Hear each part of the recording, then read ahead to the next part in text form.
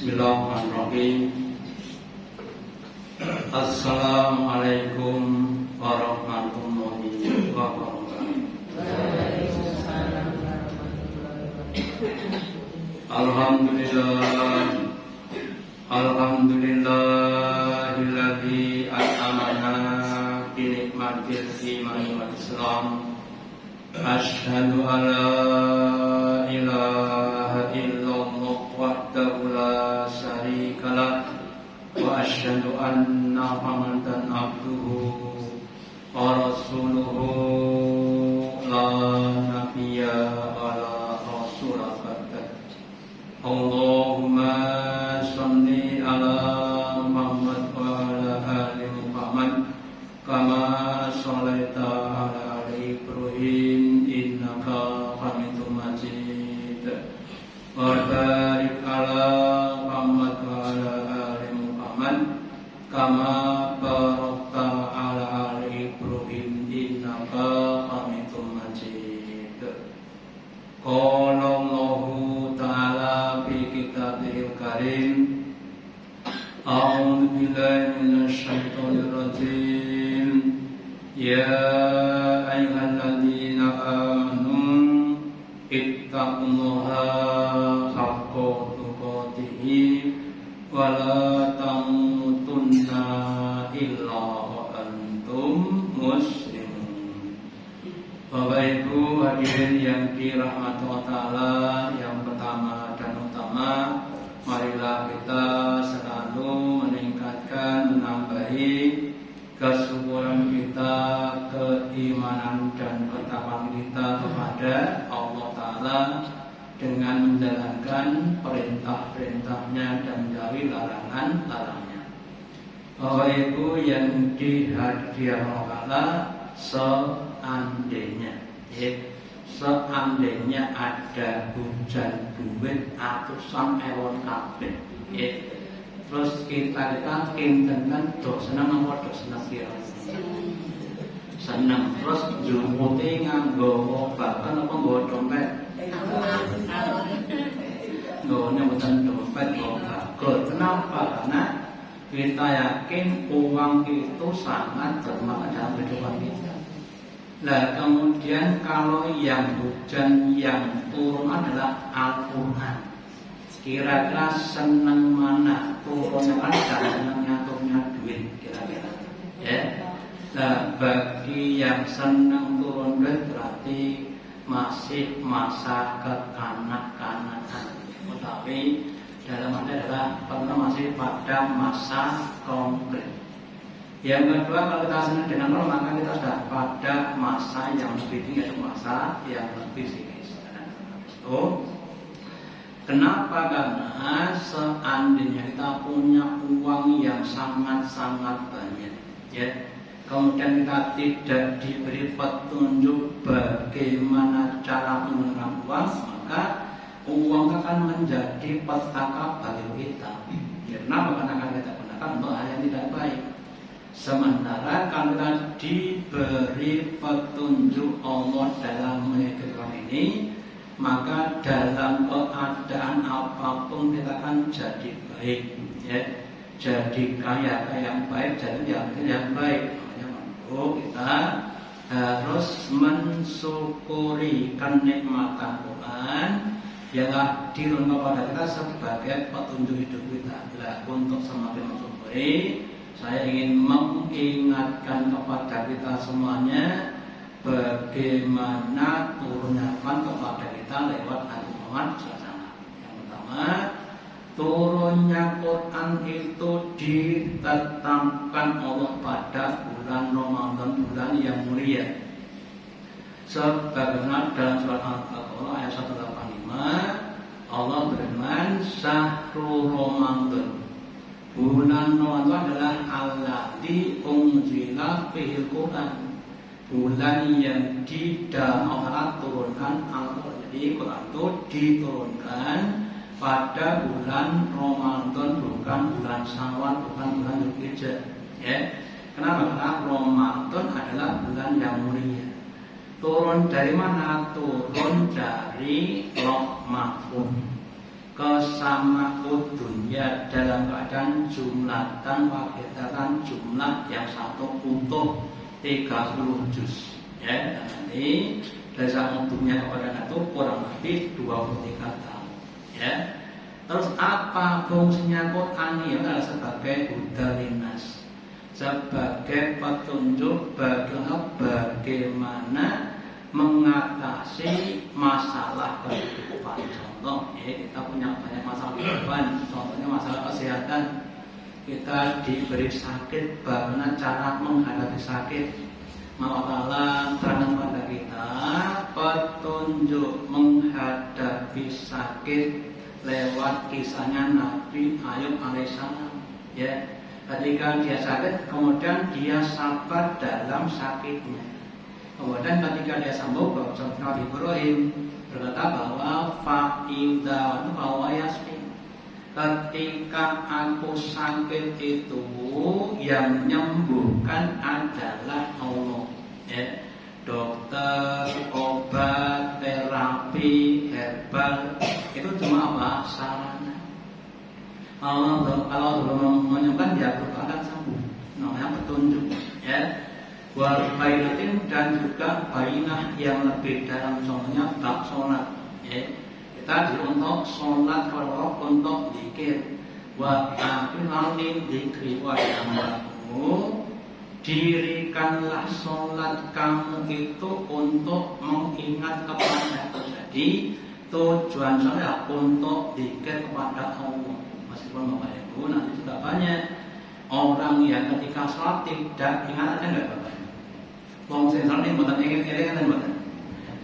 Dari takbir tekan salam belas mulai dengar bersama Allah itu adalah saat kita sholat. Kemudian dijelaskan bagaimana supaya kita di dalam itu bisa ingat kepada Allah. Maka kemudian nanti kita adalah dalam sabda Nabi menghilangkan semua gangguan-gangguan yang ada pada tempat sholat kita.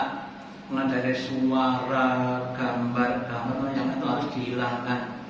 Yang kedua, bagaimana kita bisa memahami arti badan dan sebagainya adalah cara-cara untuk sholat kita itu bisa ingat kepada Allah. Minalkan dan juga sebagai hujan tadi, semuanya harus berusaha bagaimana supaya Quran itu bisa menunjuk kita pada masalah kehidupan kita. Kemudian lebih spesifik lagi, Quran itu diturunkan pada malam Qadar di antara 29 atau 30 hari di bulan Ramadan. Ada salah satu malam yang kebaikan lebih daripada 1000 bulan. Maka dicatat di surat Al-Qadar, surat yang ke-98 berfirman, Bismillahirrahmanirrahim, Inna anzalnahu fi lailatul qadar. Sesungguhnya itu menurunkan pada malam Qadar. Wa ma adraka ma lailatul, dan apa yang itu malam Qadar? Kita mentakdimkan dengan menyebutkan satu pertanyaan. Malam Qadar adalah Lailatul Qadri baru min alfisah. Malam Qadar itu kebaikannya lebih hebat dibanding dengan 1000 bulan. Ini nanti kalau kita cermati bahwa ketika pada zaman Nabi Muhammad itu pernah diperlihatkan amal orang-orang yang dulu pada zaman Bani Israil, ada orang yang dia berjihad selama 1000 bulan. Ya. Kemudian Nabi takjub loh, oh hebat man, awet ini mengambil umpama, posone setahun buat kira-kira berapa Bapak? Umpama, buatan Ramadan dong, ini posone 300 dino kira-kira berapa? Lagi setahun, dari 80 tahun. Maka kemudian Nabi jadi sedih. Kenapa sedih? Nah, terus umat saya bagaimana nanti? Umat saya itu orangnya umurnya pendek-pendek, paling 6-10 tahun, juga lemah-lemah, sholat jam durah kuat sekalipun. Maka kemudian Allah Ta'ala berikan satu kepada umat dengan cara Allah menjadikan salah satu malam di bulan adalah malam Qadar. Sehingga nanti siapapun yang pas malam itu beramal, contohnya membaca Al-Quran. Pas malam Qadar kita membaca Quran, kita pindah juz, yang itu nomor 10 juz. Barisa tekan subuh, kita. Itu berarti sama dengan baca Quran lebih baik daripada 1000 bulan. Ndak dino maca Quran ngantek 1000 bulan itu kan yang namanya suatu hal yang sangat banyak sekali. Semuanya harus memahami dengan sebaik-baiknya. Ini adalah untuk memulai Al-Quran. Al-Quran itu diturunkan di malam Qadar. Ini sudah masuk tanggal berapa ini? Tanggal 21 ya, berarti tadi malam bagi yang puasanya hari Senin sudah malam 21. Bagi kita yang puasanya hari Senin nanti malam tanggal 21. Pun siap-siap nomor derek. Pun siap nomor sahur lah. Ini kita sudah mulai masuk 10 hari terakhir bulan Ramadan itu, kemudian mengencangkan ikat pinggang untuk bisa malam-malam tadi anak itu dibangunkan semuanya untuk sholat malam. Nanti pertama kita sama Bapak Ibu, setiap kita kalau bisa dihidupkan malam-malamnya dengan membaca Quran, dengan sholat malam dan sebagainya. Harus kita ingatkan. Terus kemudian dia dikatakan bahwa Quran itu juga diturunkan pada malam yang penuh dengan keberkahan. Dalam surat Ad-Dukhan ayat 3 dan 4 mengatakan, Inna anzalnahu fi lailatin mubarakatin. Sedangkan Allah menurunkan pada malam berkah, malam yang penuh dengan keberkahan. Apakah berkah itu? Berkah itu adalah ziyadatul khair, tambahnya kebaikan. Jadi orang kalau mendapat berkah akan semakin lebih baik. Contohnya saja, dulu orangnya sangat-sangat pelit, mendapat mana sekarang jadi orang-orang yang nendek ben dirasani sudah jadi dirasani guyu. Namanya orang-orang yang tambah baik, tambah baik sholatnya. Dulu cuma sholat wajib 17 sekali, tambah dengan sholat sunnah dan tadi namanya orang-orang yang tambah kebaikan. Atau berkah itu adalah hubungan dan semakin dekat, semakin dekat Allah, namanya semakin takwa. Kalau kita mampu dan memahami tadi, kita akan memiliki keberkahan. Sehingga nanti ke depan kita akan semakin lama semakin dekat dengan Allah. Dekat dengan Allah adalah akan semakin jauh dari setan. Beda kalau kita jauh dari Allah. Jadi kalau orang itu jauh dari Allah akan dekat dengan setan. Sebaliknya kalau semakin dekat dengan Allah akan jauh dari setan. Berusaha untuk semakin dekat dengan Allah dengan apa? Dengan ibadah-ibadah. Allah mendatangkan posisi jika hambaku mendekatkan satu jengkal, misalnya Allah akan mendapatkan satu hasta. Jika hambaku mendekatkan satu hasta, akan mendapatkan satu depan. Jika hambaku mendekat dengan berjalan, Allah akan bekerja dengan cara belajar. Allah akan merespon kita dengan yang lebih baik.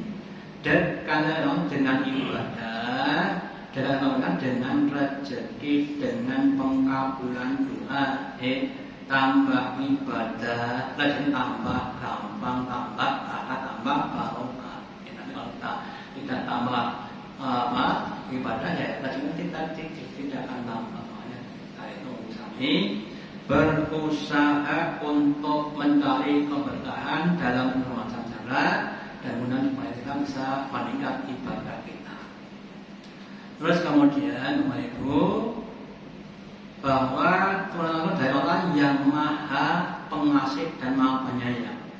Di dalam surat Fussilat surat yang ke-51 ayat 1 yang 2 Allah berfirman, Bismillahirrahmanirrahim. Hamim tanzilu minar rahmanir rahim, bahwa turunnya Quran dari Allah dan yang Maha dan Maha. Ya, kita ambil contoh Bapak Ibu, yang namanya belas kasih. Ya. Kalau ada seorang ibu melihat anaknya sedang makan minuman yang membahayakan, ya, wis diparingi legi sing ngapunten legi yang tidak baik, jek diparingi pewarna saking winter buana. Kemudian itu bagaimana? Ya, ibunya melarang, ibunya membebaskan. Oke, kemarin di Surabaya ada sekitar 329 anak-anak yang sudah tensinya tinggi, Mbak. Kenapa? Karena ya makanan yang tidak baik. Ya, karena yang banyak mengandung pewarna zat tadi. Makanya kalau saya, ya, sama begitu. Saking rahmannya Allah itu, maka Allah kemudian memerintahkan kepada tentang hal-hal yang bermanfaat. Ya. Dan malah ada yang tidak bermanfaat sebagai Rahman dan Allah. Kemudian saya mau menjelaskan bahwa Rahman dan Rahim itu punya sama, ya, seperti doa dan restun itu pada nomor itu. Mohon doa restun itu pada nomor itu.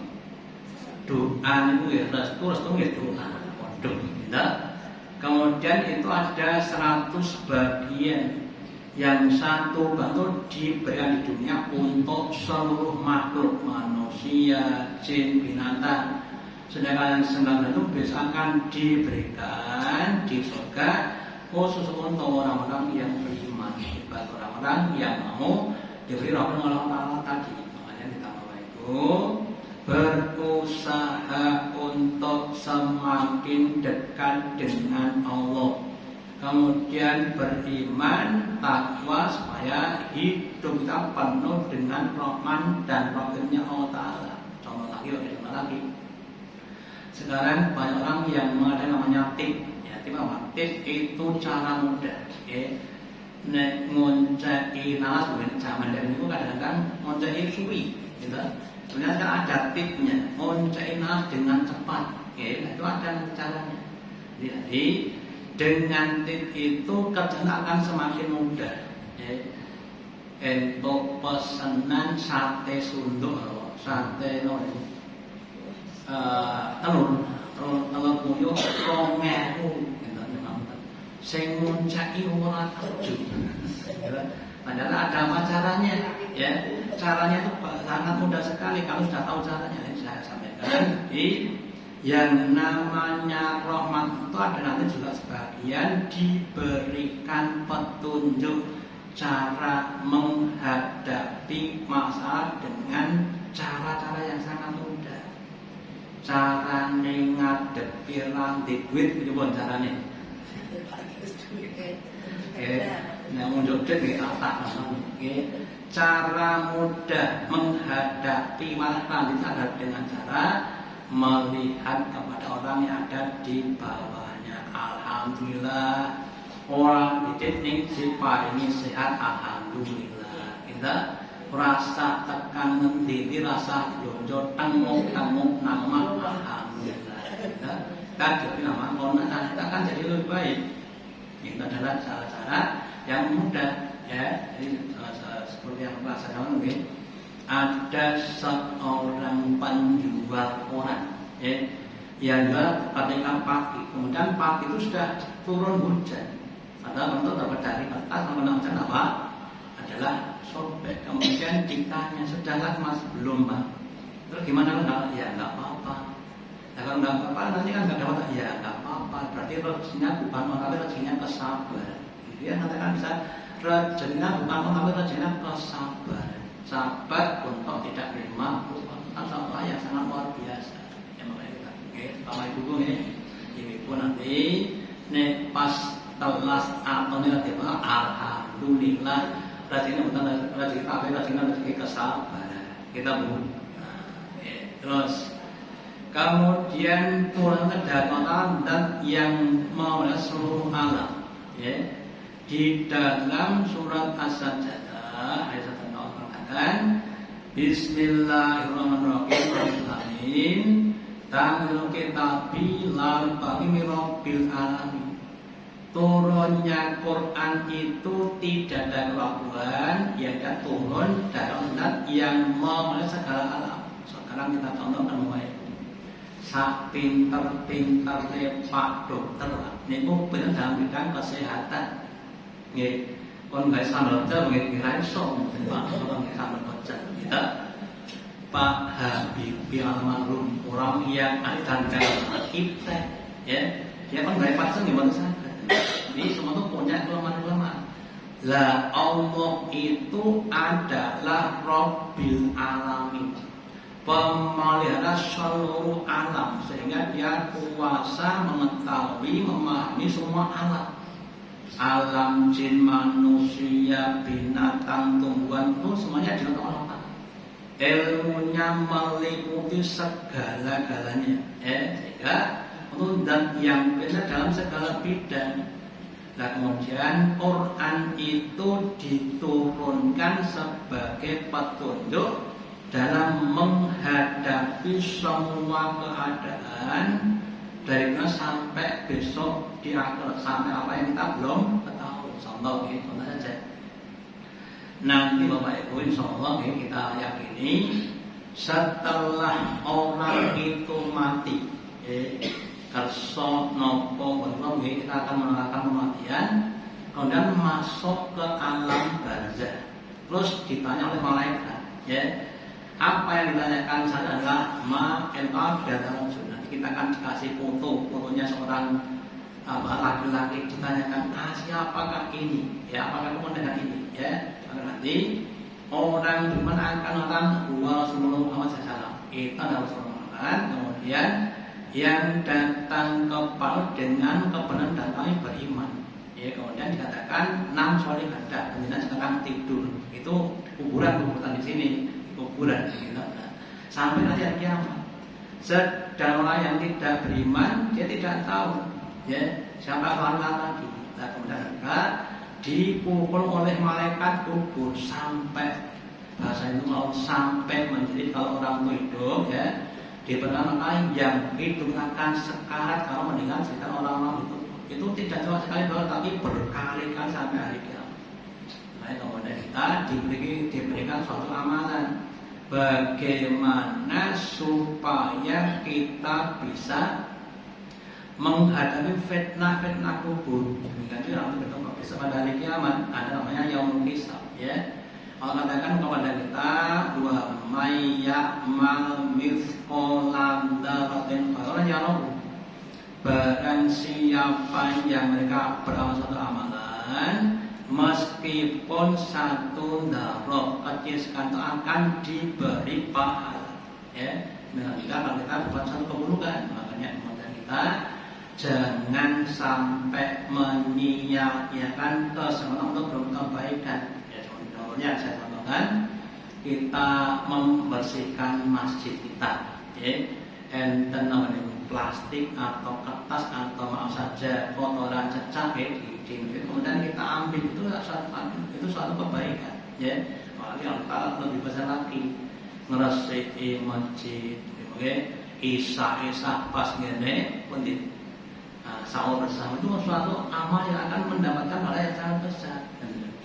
Semuanya harus berlomba-lomba beramal sebanyak-banyaknya supaya apa besok kita itu kalau pas dikirimkan amal akan lebih baik dibanding dengan amal yang buruk. Maka Allah katakan fa amma man faqulat mawazinuhu fa huwa fi isatir radiyah.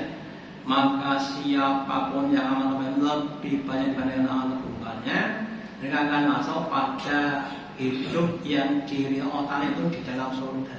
Sebaliknya wa amma man khaffat mawazinuhu hawiyah.